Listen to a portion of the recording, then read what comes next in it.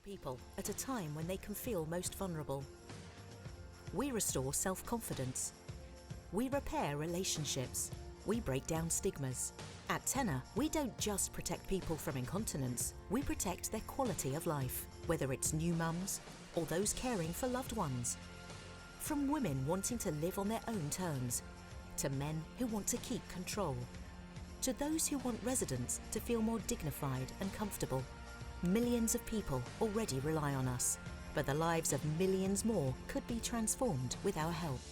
It's why after 60 years, we're still going, creating washable, protective underwear that's stylish and discreet, developing tech solutions to help carers and professionals, finding new ways to protect people's skin, becoming more sustainable in everything we do, partnering with organisations to tackle damaging stereotypes, building relationships with decision makers to share our expertise.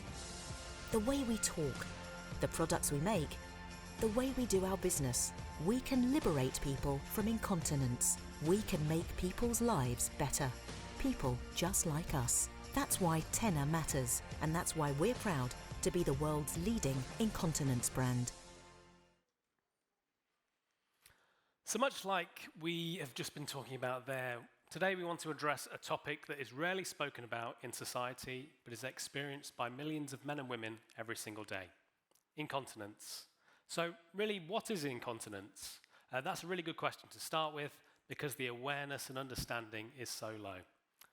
Incontinence is any unintentional urine leakage that's experienced by both men and women every single day. And this could be as little as just a few drops after going to the toilet, whether coughing or sneezing, or could be as much heavier surge depending on the severity of the condition. Yet for many individuals who are experiencing this, it can feel like they're the only one. But the reality is that this condition is much more common. You may not know, but 1 in 3 women over the age of 35 will experience some form of urine leakage, and 1 in 4 men over the age of 40. Yet, for many of these individuals, they can feel like it's only happening to them, and they begin to suffer in silence. So this is why your role as pharmacy professionals can play such a vital role in ensuring that these individuals get that empathetic support and can get the products and support available for them. So this is why we're very lucky to be joined by a superb individual, Patrick, today, who's going to just talk through his story and really kind of help you understand the support that you can give. Thank you very much, Mark. It's a pleasure being here, and even more so to be able to tell you a little bit about me. I am actually a man who was diagnosed with advanced prostate cancer in 2020. I went into the pandemic with stage 4 prostate cancer, and it was a harrowing experience for me, realizing that the only treatment option that was available at that point, because I had gone so far down the line, was chemotherapy, along with hormone therapy. I wasn't eligible to have my prostate removed or even to have radiotherapy at that time. So I went through, and a lot of men give they say, oh, I'm not going to get tested, I'm not going to do this because of the finger of the bum.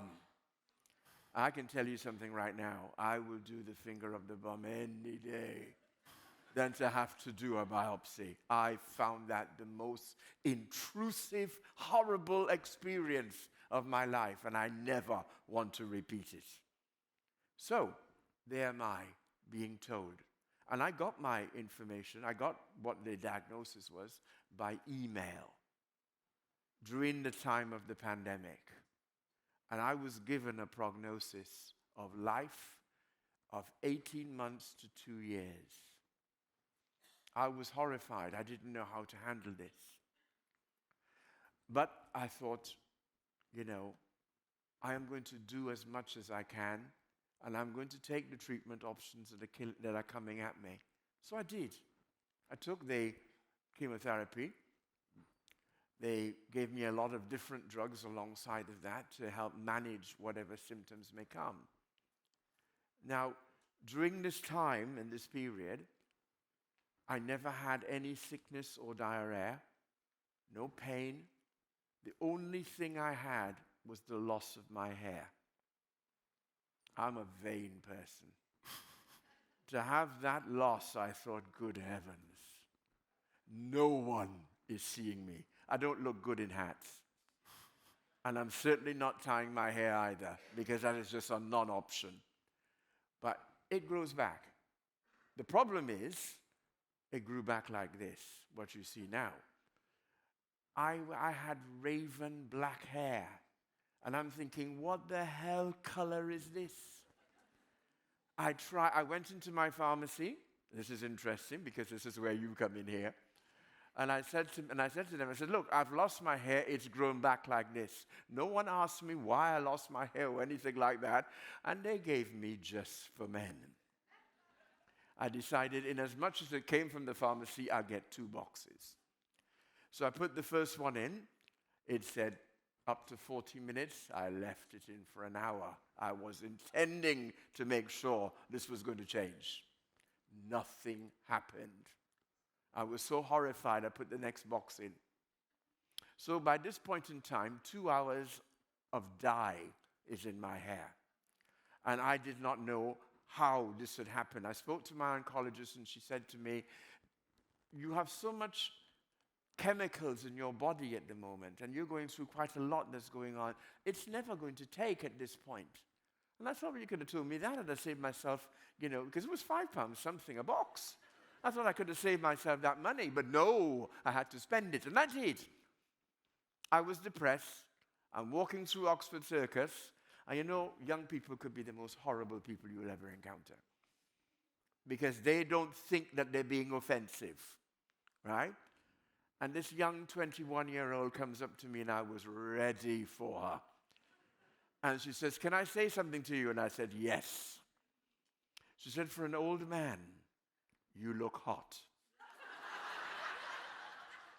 I said, I beg your pardon? She said, you look hot. Let me be clear. This is not changing. I look hot.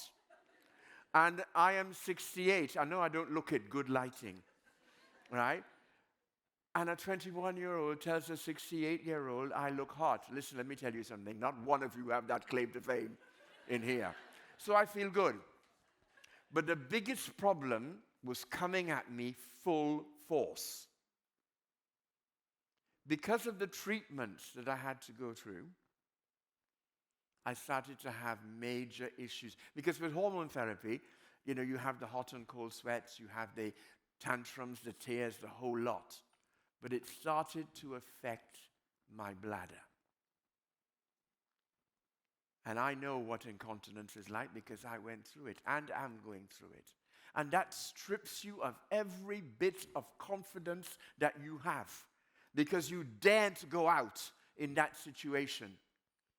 I have tried everything and it didn't work. I have to plan my journey, knowing where toilets are so I can stop and go and have a pee. Let me put it as blunt as that. Because I cannot make it the whole journey. Coming here today, I looked at where I was coming, because I live in Greenwich. And even on a Sunday, on a Saturday, where you think it would be easy to travel, it's at its worst. Because you have a lot of people who don't normally come into central London at that point in time. But nonetheless, I found a friend. I realized that there are incontinence pads for men. I tried them. Some of them make me look very bulky, and people can tell that I'm wearing an incontinence pad. So my confidence still wasn't working. Until Jake is sitting in the front there from Prostate Cancer UK. He told me about this product. Okay? Now, I'm not here to sell it. I'm just telling you what happened. Okay? So this product, TENA Men. And the level that he had here was level, but this one is level 3. But I didn't get that one. I had level 2. And it looks something like this. So I looked at it and I thought, let me tell you something. when you go through hormone treatment and chemotherapy, and I'm telling this to the men, your willy shrinks. Let me tell you that straight away, right? You do have shrinkage. No matter what you try to do, it isn't going to work. But when I put this on, trust me, it gave me a bulge, and I'm thinking, you know what? That confidence.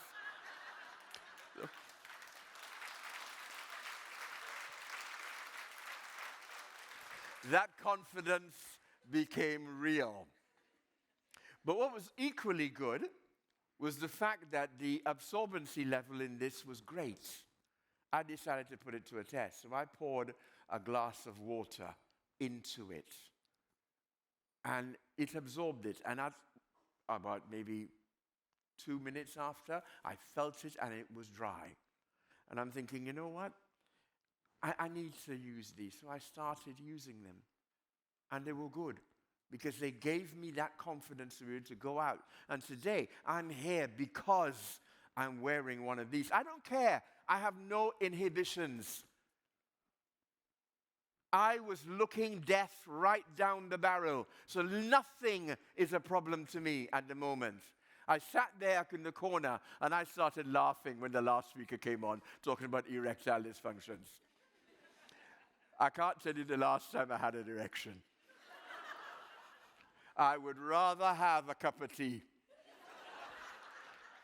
This idea of sex and all the rumpy-pumpy, let me tell you something. I have 5 boys and 12 grandsons. I want no more.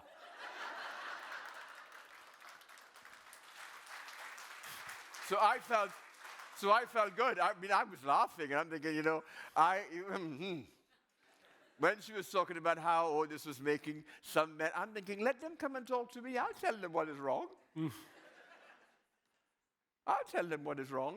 I don't even have the urge. It is not a problem. It's not the end of the world. You know what was the end of the world for me?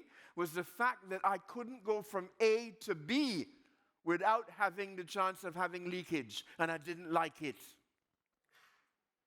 The normalcy of having a life where I can move around and be able to enjoy the things that were going out there was something I wanted.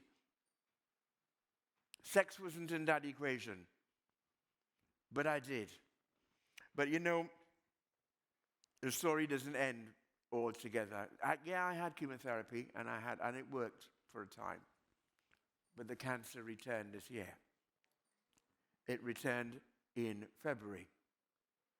And they told me that I had to have radiotherapy because it had started to come back inside the prostate. So it was confined. So I had that. And I wasn't prepared for what was coming at me after because the intensity of incontinence doubled. But I had that back door that I can rely on, and I went along that. Like I said, I'm not here to sell this product because it sells itself. But had I not had something like this, I don't know if I would have been able to carry on. But I stand here today after all what I have been through, after all since 2020, there was something I wanted to hear. And I was told so a month ago by my oncologist. I'm in remission.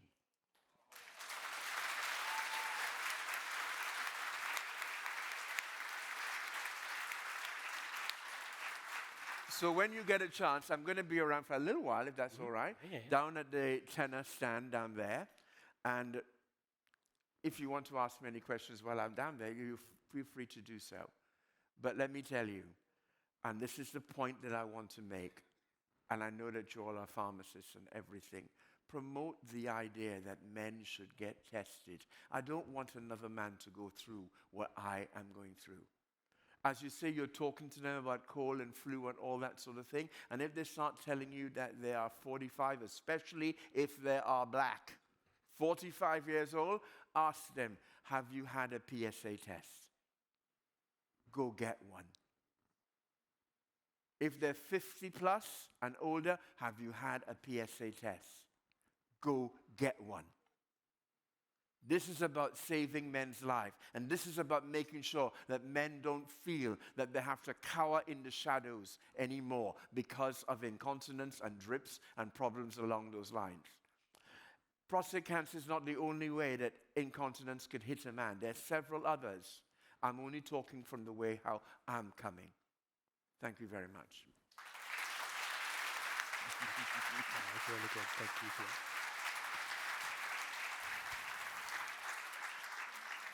So that was really just an amazing sort of talk there. But really for us, as TENA brands, we are there to support the millions of men and women who are experiencing incontinence every single day.